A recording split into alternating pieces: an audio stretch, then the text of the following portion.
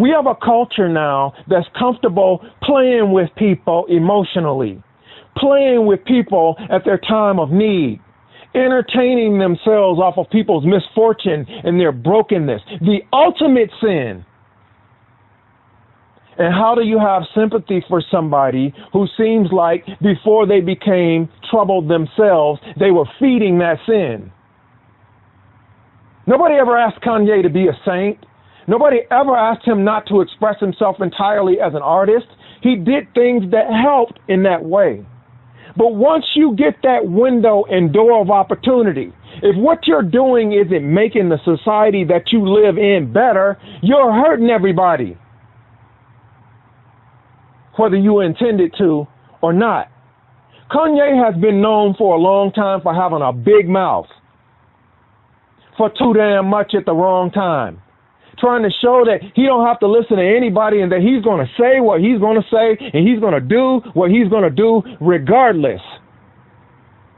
And politically, that's considered irresponsible. You have to show people that you adhere to the laws and the rules of the country just like everybody else. And if you're going to do your dirt, you better not be out loud-mouthing about it like that. Because eventually, they're going to set up enough to get you. And they're going to use your past against your future. They're going to hold what you did in the past against you in the future. And so they look forward to the point when, okay, we finally broken him. We finally got him. We told you we thought he was crazy from the start. We gave him a chance to run loose for a long time. We gave him a chance to put his own leash on and run with it. And he was never going to stop. And something had to stop him. And if they got to work your ass to death,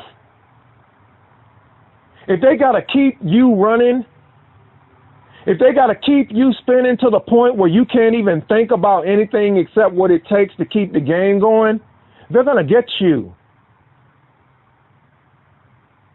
They're going to get you one way or the other. And if they can make it look like you got yourself first, that makes it even better. Because if you can break the mouth of the loudest person, the biggest troublemaker, the person that stirs up the most, not only do you send a message to everybody else in the industry, you teach yourself how to take the ones out that might be like Kanye in the future. And Kanye doesn't understand his social responsibility to make sure that he protects the voices of the future by telling them when to stop and when it's okay to keep going. The difference between me and a lot of people is this, because I've said some things and I've done some things that some people were like, man, we got to stop this guy. But I know when, I know how, and I try to apply the law to what I do. Not to exploit the law to get away with something that I shouldn't be doing. If I can't do it in a way that's going to bring something good from it when it's said and done, I'm not going to do it. I don't just need to tell anybody anything bad just for the sake of saying something bad, just because I can, just because I have the mic, just because 100,000 people are standing in front of me who have their interest in me, where my voice can go into their ear and make an impact on them. You're not supposed to do that on that basis. And I think this is a problem not just for Kanye. Kanye's getting blamed for it because he was the one that talked about the things that everybody else in the hip-hop game was afraid to talk about, took on some people that everybody else was afraid to take on. And then what happens when you're the public martyr most of the time? When it's time for somebody to get in trouble, everybody that was helping you get in trouble doesn't want to get in trouble with you. Sometimes it's a blessing that there's an intervention of some kind to stop you from yourself. Because it's easy to snap when you've invested so much of yourself in something and then you start losing it and it stops meaning anything. Because you've done so much of it, you've seen so much, and then instead of it getting better in some aspects, the distrust, the betrayal, and all that stuff becomes worse.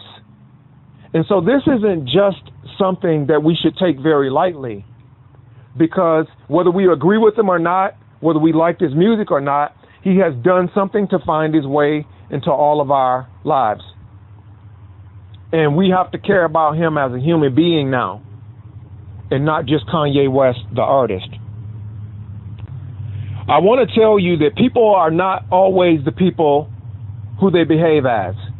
Just because you see somebody doing something outrageous and crazy doesn't mean that's who they really are. That's just how they're acting. Our egos can get too big sometimes. Our belief that something about us is so important that the rules don't apply to us can get out of control sometimes.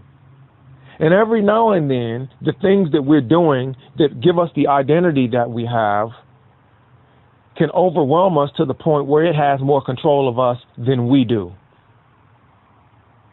Everybody thinks that having all of that stuff and all of that attention and all of that money to waste like a lot of them do is the life to lead. This is the good life. This is it. He can do whatever he wants. But I'm going to quote the Bible for Kanye. What does it profit a man to gain the whole world and lose his soul? Now, I saw him and Kim Kardashian getting out of control not too long ago, and I spoke up. I said something. All of the people that Kanye is to be empowering and bringing up and listening to and hearing, giving platforms to, he was so consumed by that life that he leads, this alter ego that took over his real ego, that he doesn't see what his social responsibility is yet, and he doesn't understand the things that he has failed at. You start thinking everybody's against you. Everybody's turning on you. Everybody is watching you. Everybody is following you. And everybody's trying to kill you. And guess what, ladies and gentlemen? That really happens. It's not paranoia. Once people see that you're in that position, they will start preying on you. They will start threatening your life. They will start endangering you, showing you weapons, playing games with your need, playing games with your freedom, playing games with your privacy. That's the consequence of letting too much into your life that should not be there. Rolling around with these gigantic entourages and acting like you can do whatever you want to do because you're a part of some group that can't really protect you if it comes down to it. And then when it reaches the point where you're like, okay, I've had enough. I've got to get off of this ship. I'm tired. I got to change my course now. This isn't going the way that I thought it was. I don't want to do this anymore. I don't know what's going on anymore. Now you don't have anywhere to go because you ran too damn far out of the yard with your own leash in your own mouth and you didn't know your way home. If you don't know your way home, what the hell are you going that far for? And I'm using home metaphorically and for real. If you don't know your way back where you were at, what are you going that far for? Because if you go too far from home, everything out there owns you. You don't have a way to protect yourself anymore. And if you don't have people that you can count on, that know where you came from, that care about you, who can get you back home when you can't get yourself back home, guess what? They're going to consume you. They're going to try to overwhelm you. And just like they watched you rise, they're going to take the same pride and put the same investment in watching you fall. And it might not be some fall where you get shot or you get killed. It might not be something where you get yourself embarrassed because somebody found out some secret you had.